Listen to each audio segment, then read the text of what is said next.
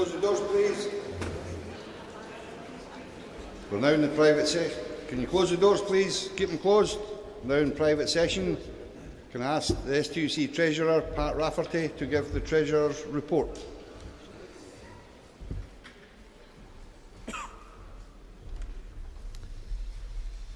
President, Congress, I'd like to begin my Treasurer's report by making a special mention of my predecessor as STUC Treasurer, Harry Donaldson of the GMB.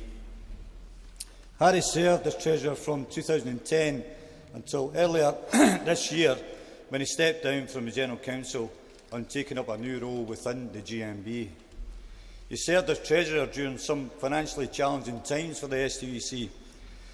That said, in 5 of the 6 years as Treasurer, Harry was able to present to Congress financial statements better than budget.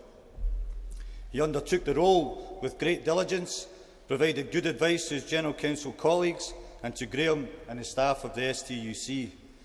The General Council would like to thank Harry for his service and wish him well in his new role.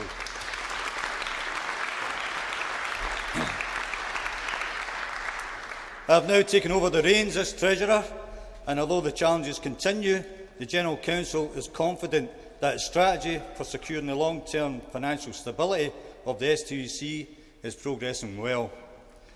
I will say something more about this in a moment. Congress, there are 2 separate financial statements which I wish to present to you for your approval. The financial statement for the STUC and the abbreviated accounts for STUC Training Limited for the year ending the 31st of December 2015. Although the accounts are separate, in order to reflect the STUC overall financial position over the year, they need to be looked at together. As you will see, across the 2 sets of accounts, there was an overall deficit for the year of £41,022 before tax. The deficit is not inconsiderable, however, it is manageable. It comes on the back of a small surplus last year, and although that followed 2 years of relatively small deficits, we have generated small surpluses in 7 out of the last 10 years. Although the outturn for the year was disappointing, it's slightly better than what was budgeted for. The outturn was in part the result of the substantial fall in membership of over 21,000, which, with an affiliation fee increase set by the formula of 1p, a rise of less than 1%, meant that our income from affiliated fees declined last year by over £12,000. Unfortunately, the downward trend in membership has continued this year, with a further reduction of 16,000 members, which would have been greater, of course, had it not been for affiliation of the Royal College of Midwives we announced yesterday. As you will recall, the last Congress agreed to give the General Council the responsibility to set the percentage figure in the formula used to determine the annual affiliation fee. The percentage figure previously prescribed by rule was 47.5%. The General Council agreed the same percentage figure for this year, establishing an affiliation fee of £1.37 per member. Despite taking steps to further reduce our non-staff costs, the General Council is projecting a deficit again this year. However, as a result of the agreement we have now reached with the TUC on the change in the balance of funding paid by affiliates to the STUC and TUC, we will return to a balanced budget in 2017 and aim to retain that position thereafter. As you know, and as set out in full in pages 11 and 12 of the General Council report, the General Council has been in discussions with affiliates and the TUC over the balance of funding paid to both centres. We have recently reached an agreement with affiliates and the TUC that will result in an effective transfer of resources from the TUC to the STUC, equivalent to the amount of £200,000 a year. This will be phased in over the next 3 years. This year, the TUC will transfer £50,000 to the STUC by cash transfer. In 2017, the STUC will amend its affiliation fee to generate an additional $150,000, and the TUC will reduce its fees paid by affiliates by $150,000. In 2018, and for each year thereafter, the STUC will amend its affiliation fee to generate an additional $200,000, and the TUC will reduce its fees paid by affiliates by $200,000.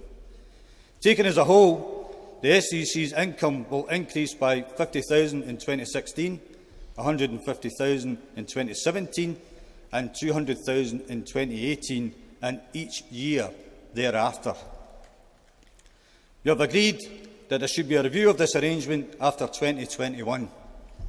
Congress, between 2016 and 2021, the agreement we have reached should mean that the STUC should generate in total an additional £1 million in affiliation fees, with £1 million less going to the TUC and the impact on affiliates being cost neutral. Although we have been very successful in accessing external sources of funding, principally to support our skills in learning and equality work, it is the affiliation fees paid by unions that fund the core work of the STUC and the implementation of many of the important decisions you take this week at Congress. The General Council is well aware that if the trend of increased expenditure continues, the additional resources generated as a result of the agreement reached with the TUC and affiliates will not enable the additional demands made on the STUC by Congress and affiliates to be met. These demands are, of course, likely to intensify as the economy continues to struggle, an impact on the Trade Union Bill is felt, and new opportunities open up to influence how the Scottish Parliament uses its new powers. The General Council will, therefore, undertake a complete review of the alignment of its priorities with STUC's expenditure, taking into account these factors and activity called for in the decisions taken this week. The review will commence immediately after Congress. Although funding from the Scottish Government for a number of STUC projects has been continued at the same level for the forthcoming year, this of course means a reduction in real terms, putting significant pressure on these projects to continue to deliver effectively. As has been reported to Congress before, STUC Training Limited operates the STUC Centre, a building which is worth £2 million. The centre generates vital income through tenant leases, and every effort is made to maintain full occupancy. As many affiliates that use the centre know, we let out our meeting rooms for conferences and seminars to unions and external organisations. And I would like to take this opportunity to thank all of those unions who use the centre for meetings and conferences and encourage them to continue to do so. Congress, it's been another challenging year. The challenges will continue into the current year. However, the strategy adopted by the General Council will establish the STUC's finances in 2017 and beyond. It will give the General Council the opportunity to take the long-term strategic decisions that are necessary to make the STUC fit for purpose. It will also enable us to continue to represent the interests of our members as workers and as citizens in the period ahead. Congress, on behalf of the General Council, I move the Treasurer's report and invite Congress to approve the financial statements for 2015. Thank you.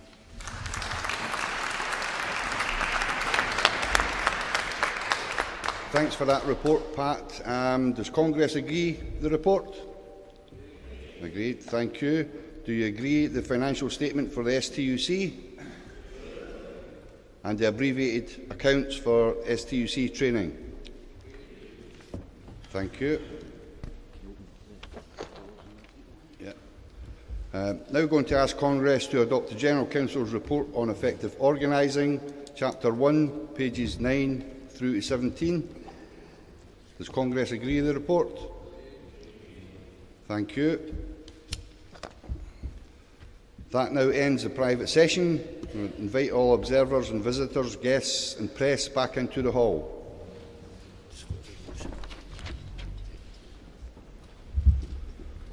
We will now take an emergency motion and call on Unison Scotland to move emergency motion 11. Glasgow janitor strike. Right. Aye, yeah. Yeah.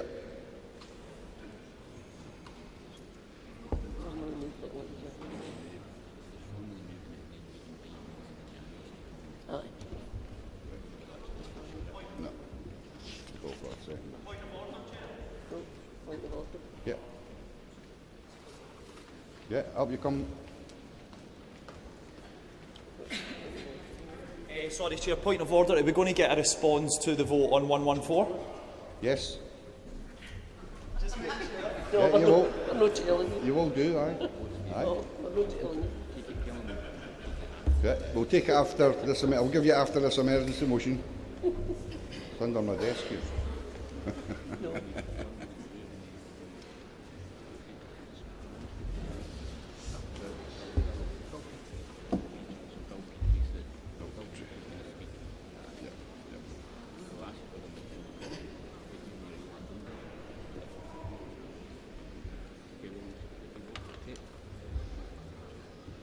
Okay, Congress, the motion has been moved formally, but I'm now going to ask Bill Petrie to address Congress.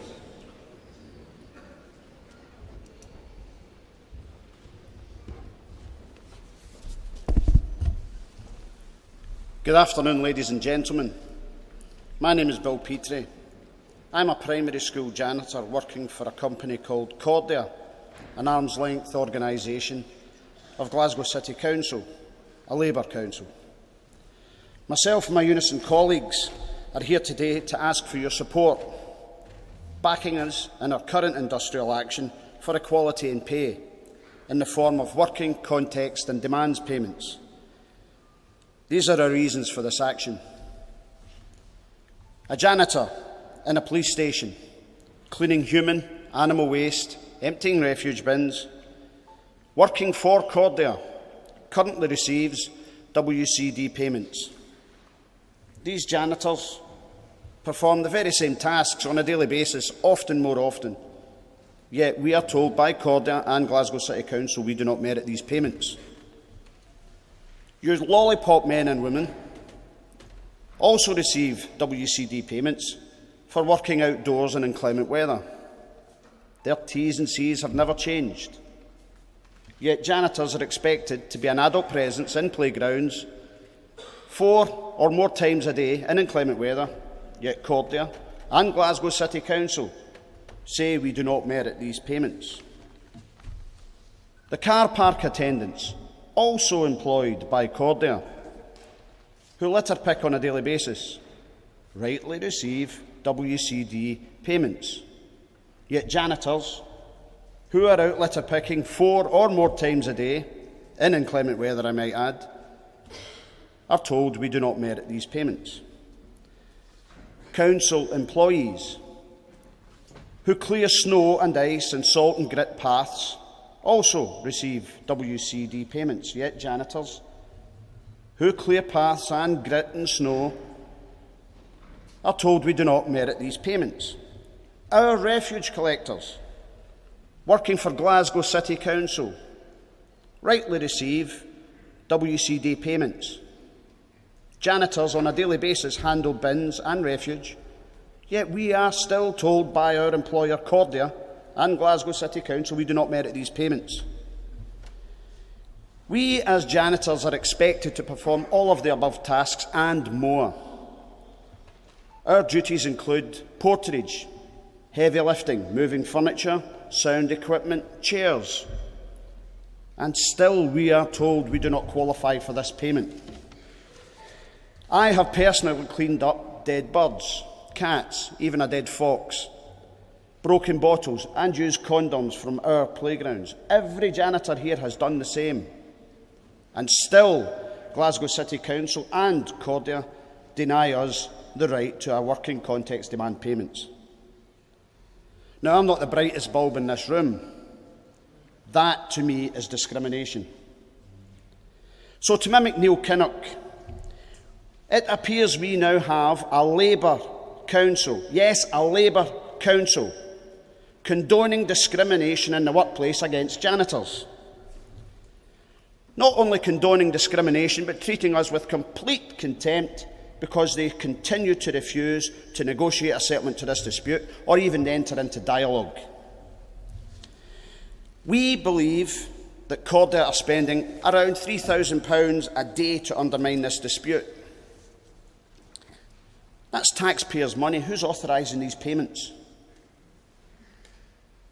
Many unanswered questions, you will agree. The working context demand payments affect our earnings significantly and our future earnings because these payments are pensionable. So we, as a group, are asking conference to help us by bringing whatever influence you can using social media, newspapers, TV, radio, and, of course, if possible, political influence to force Glasgow City Council and Caird into entering dialogue with Unison to bring an end to this dispute. All we are asking for is an end to discrimination and an end to the contempt that we have to date endured. All we are asking for is equality in pay. All we ask for is justice for Jannies.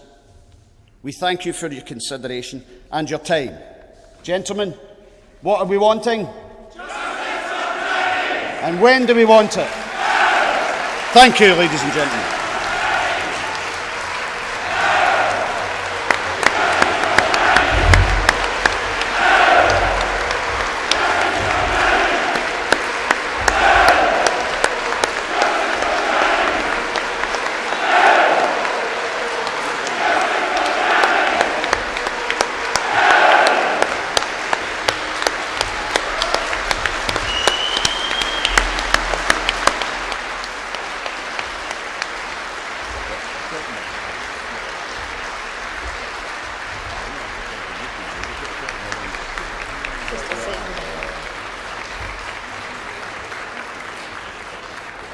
Thank you, Congress. Do we have a seconder?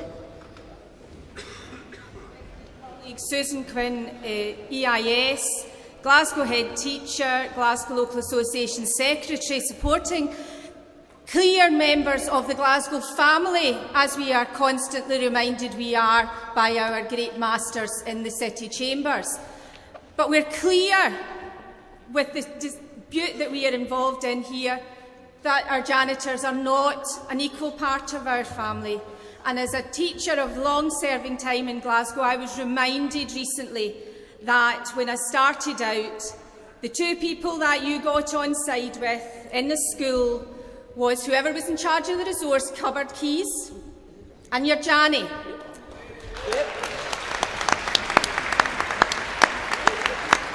And as I spent my time working in Glasgow schools all the way across the city, right up to the time that I was head teacher in Postle Park, I was clear that the Jannies did the job that other people wouldn't do.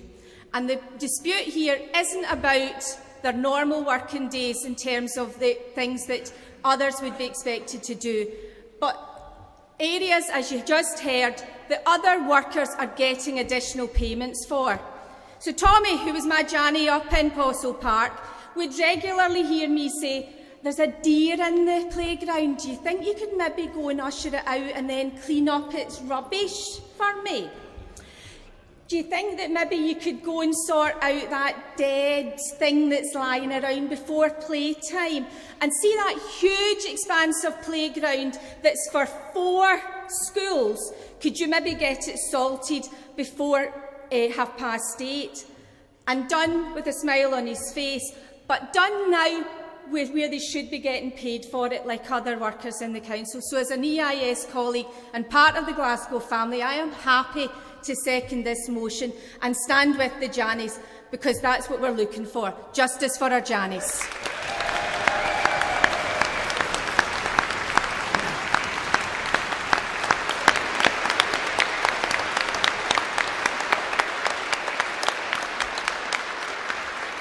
Okay, Congress now put emergency motion 11 to the vote. All those in favour, please show.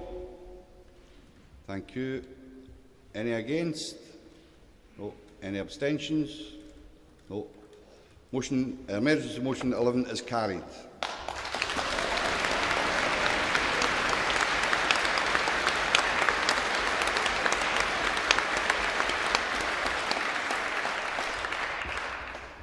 Now declare the result of the ballot on motion 114. In favour, 662. Against, 433. Abstention, 114. Therefore, the motion is carried.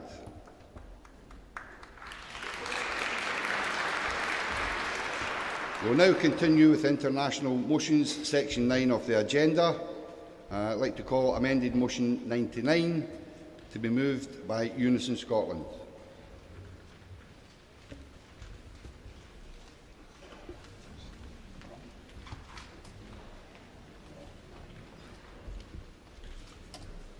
President, Congress, Pat Rowland, Unison, moving amended motion 99.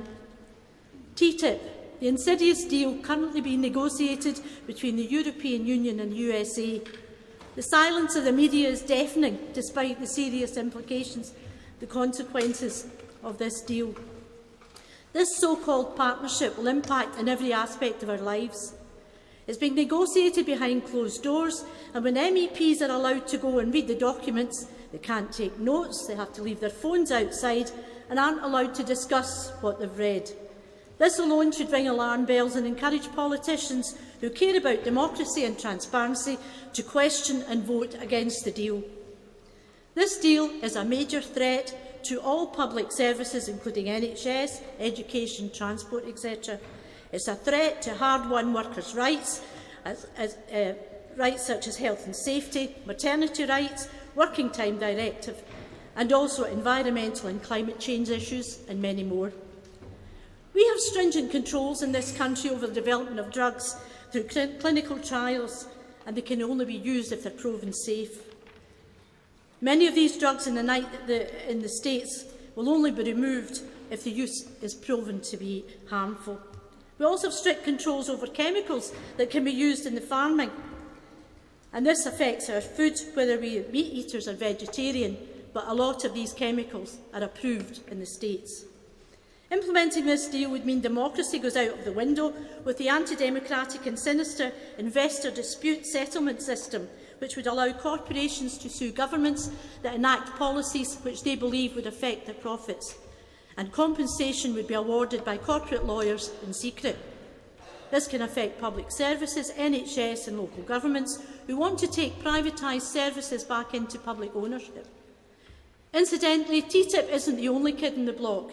There's also CETA between the UAE and Canada, and TISA between the EU and several other countries, including the US.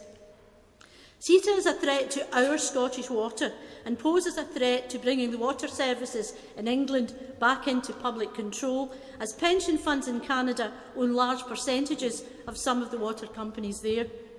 For the past year, Unison, along with the STUC and other unions and civic organisations, has been active in the Scotland Against TTIP coalition. This inaugural conference was in April 2015, and we have campaigned throughout the year. We've met political parties, individual MEPs, and have presented a petition to the Scottish Parliament and urged our members to lobby candidates in the Scottish Parliament elections. Fact sheets and questionnaires have been distributed throughout Scotland, and candidates have been urged to sign a pledge promising to oppose TTIP, CETA and the other trade deals. Under the auspices of the STUC, the Coalition has organised a day of action and rally against these dodgy deals this Saturday at the Buchanan Street Steps in Glasgow and local events across the country.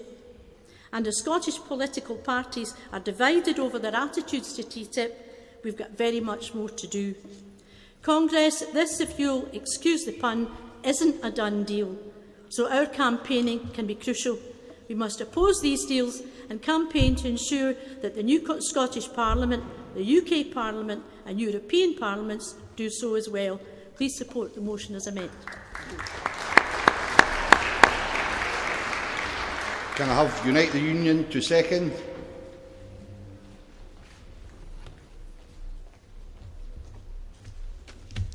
President Irene Clark, Unite the Union.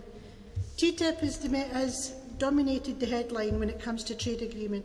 However, we must not take our eye off the ball and let similar trade agreements slip by unnoticed. CETA, Comprehensive Economic Trade Agreement, and TISA, Trade and Service Agreement, are other dodgy deals being negotiated by EU, US and Canada right now. In fact, CETA is further along the process than TTIP. This is why we need to act swiftly to organise to oppose this. Both CETA and TISA have invested state provisions or similar included, which will allow for the elected government decision-making process to be bypassed. They will be judge and jury. Decisions made by corporations for corporations. The losers will be the taxpayers and the public purse. CETA, TTIP and TISA are fundamentally undemocratic. They lack transparency and promote corporate interest and corporate greed. There is little clear evidence they create jobs. There is clear evidence they do more harm than good. 1 million jobs have been lost in the US since 1994's NAFTA agreement, and after 20 years, the US trade deficit stood at $181 billion in 2014. As for investor disputes, more than $360 million have been paid to corporations using such mechanisms. We have been told they will bring more jobs, greater choices, lower prices, stronger health and safety standards. Evidence from NAFTA doesn't back this up. Don't be fooled by prosperity for all. TTIP, CETA and TISA are tying the hands of governments from taking actions against large global corporations. They are locking in privatisation for our public services. They are damaging, dangerous and destructive, and not in the interest of taxpayers, society or trade unions. We must oppose TTIP, CETA and TISA outright. Please support this motion. Can I have UCU to speak in support?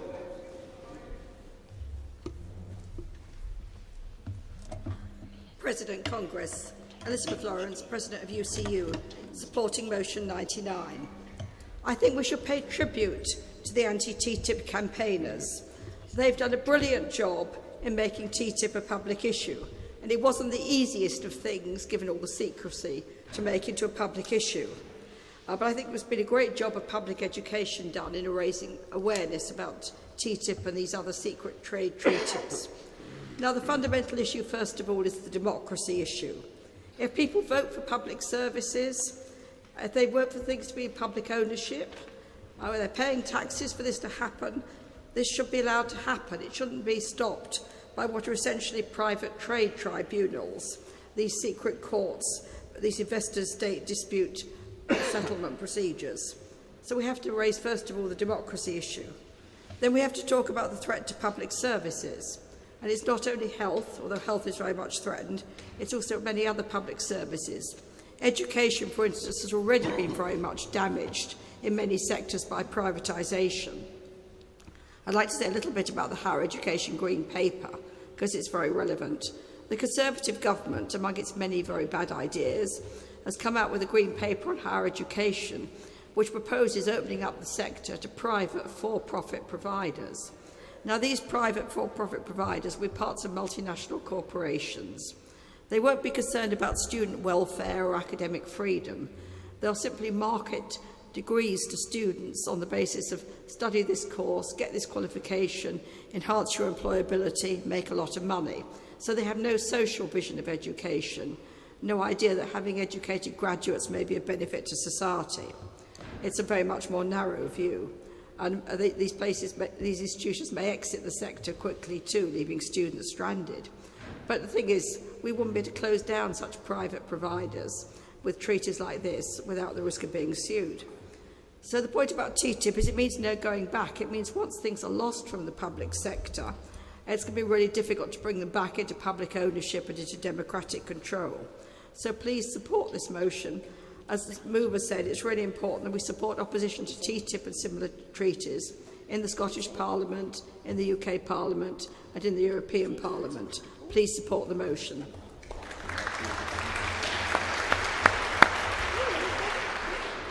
Congress going to move amended motion 99 to the vote. All those in favour, please show. Thank you. Any against? No. Any abstentions?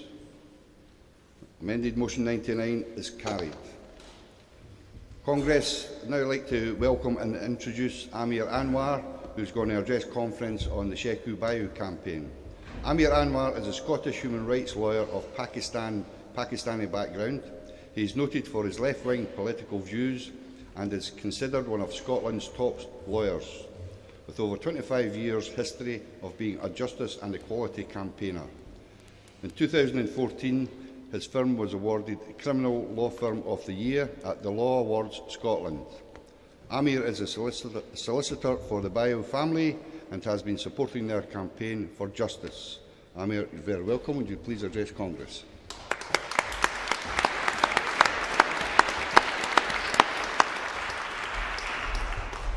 Thank you, Chair, for the introduction, and thank you to the STUC.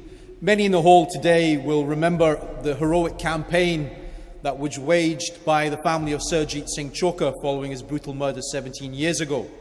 It was the STUC which helped launch the campaign to fight for justice, and on each and every occasion that we have had to fight for justice and equality, our trade unions have been at the heart of those struggles. And I want to thank personally the STUC, the Black Workers Committee and all the trade unions that over the years supported the Chokha Family Justice Campaign. Sadly, Mr Chokha passed away last year, but it will be a proud moment to see his granddaughter, Suki Sangha, put forward the motion later on this afternoon on this platform, arguing yet again support for another family.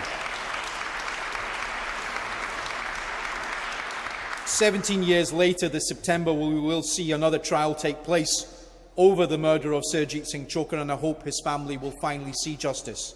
Now, as I said, I stand before you again to ask for solidarity for yet again another family. Sheku Bayou died at the age of 31 on the streets of Kirkcaldy in Scotland 50 weeks ago on a Sunday morning. When the police arrived on the scene, they had received reports of a black male walking down the street with a knife. When the police arrived, Sheku was not carrying a knife. He did not brandish a knife at the police officers, nor did he stab any police officers, nor was a knife ever found upon him. Sheku's family have always said that if he broke the law, then arrest him, but any use of force had to be lawful, proportionate, and necessary in the circumstances, and he did not deserve to die. Within an hour of Sheku's death, the 9 uniformed police officers who had detained Sheku were allowed to return to their local police station. They were put in the same room together for several hours, and then those police officers, when they were approached by their senior officers and by the independent investigators of the PUC, refused to provide statements. Those hours after Sheku's death, that day, the following day, and for some 32 days later.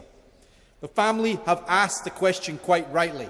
If 9 members of the public used weapons on someone, restrained them, and that person died on a public street, would those 9 members of the public be given the courtesy of picking a time and choice of when they would be allowed to give statements? Or would they be dragged?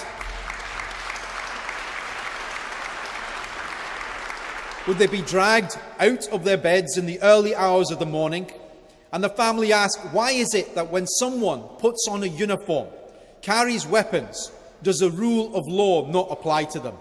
In the midst of their grief, like the Chokha family, like the Lawrences before them, the Bayou family have been forced to set up a campaign simply to get answers.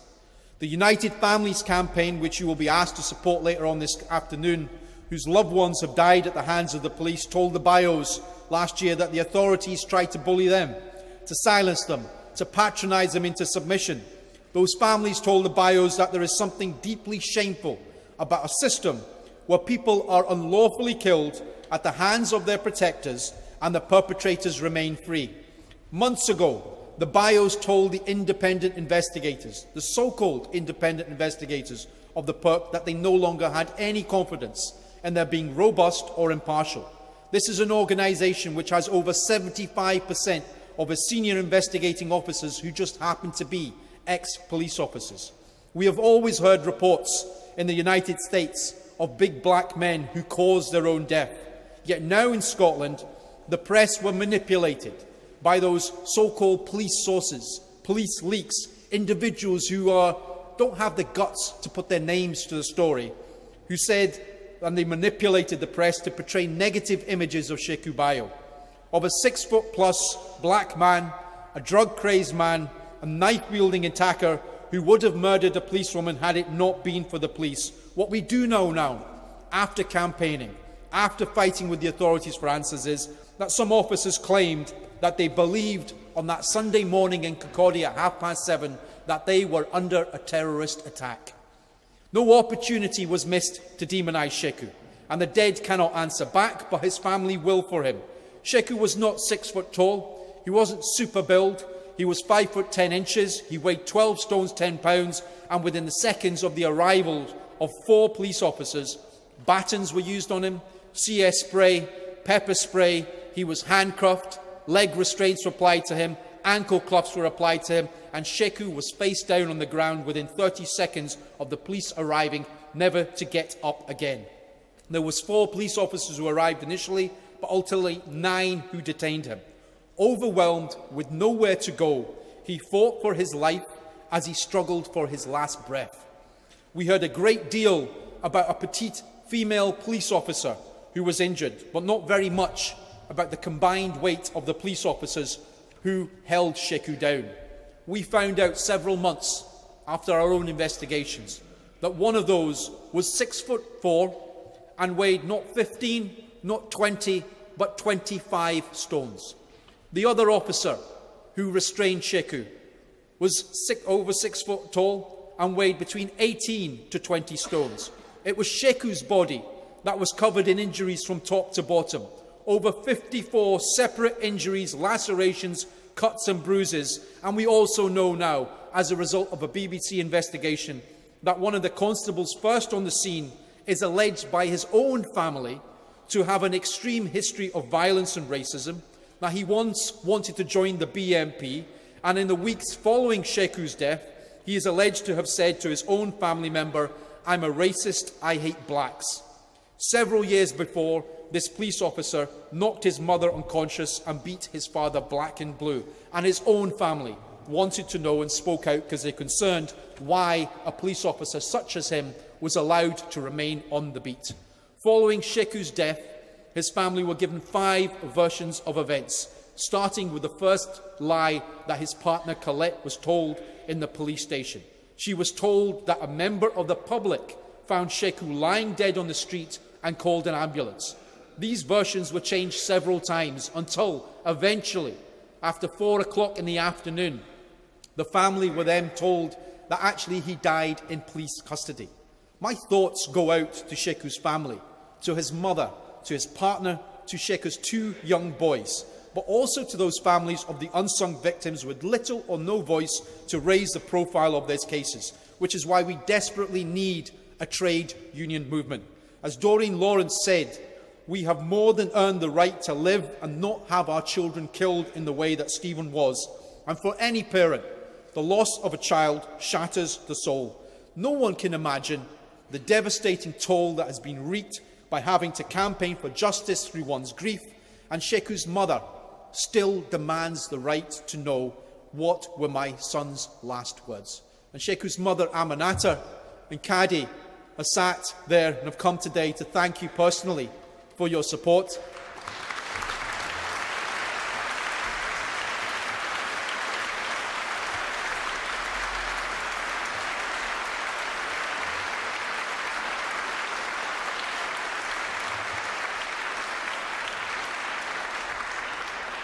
And I say this, it's not an easy thing. I remember the mother of Surjit Singh Chokar and watching every tear dry up in hers and Mr Chokar's eyes over 3 years of campaigning to get justice, and the toll that it took on Mr Chokar, the cancer that came forth, and the fact that he kept saying, until my dying breath, I want to see justice.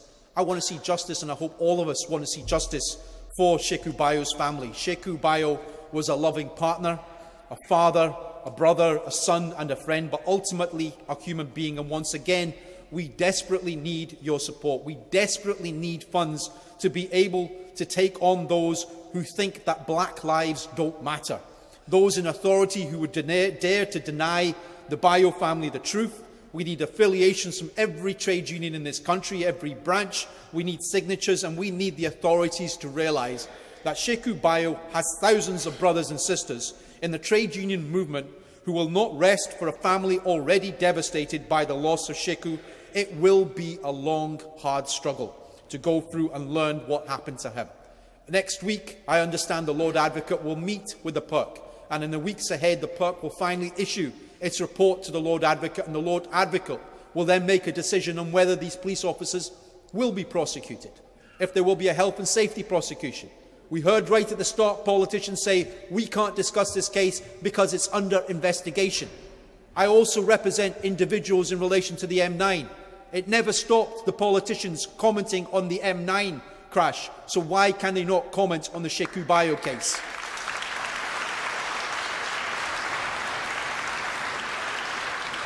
The family is not asking for much. They want justice, they want truth, and they want accountability, and it will be a long, hard struggle. But they will not settle for anything less than the truth, because they know without truth there will be no justice. Thank you.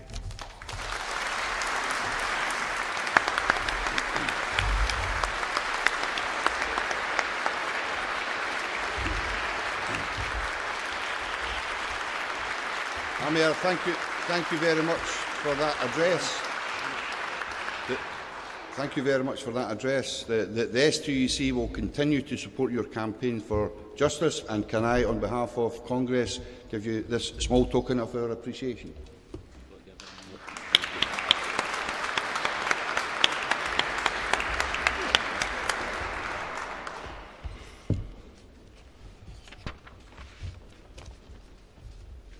Colleagues, before we go to lunch, I'd like to now make the draw for the Thompson's raffle.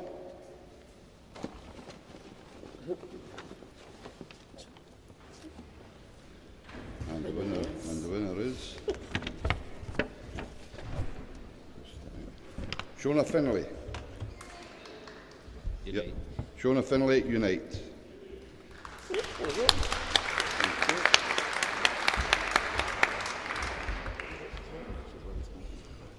The Access Scotland raffle winners are: first prize, Pat Kelly; second prize, Pat Rowland. The raffle raised £125, so thank you very much to all who contributed. Colleagues, just going to make a couple of announcements as we conclude for the lunch. There are, as usual, a number of fringe meetings on. When you leave the hall, there will be a bucket collection for the Sheku Bayo campaign. Delegates, can I ask you at the end of Congress today, before you leave the Caird Hall, to return any completed evaluation forms, your lanyard and plastic holder to the STUC reception desk in the foyer. And please, can I remind you to be back in the hall at 2 p.m. Thank you.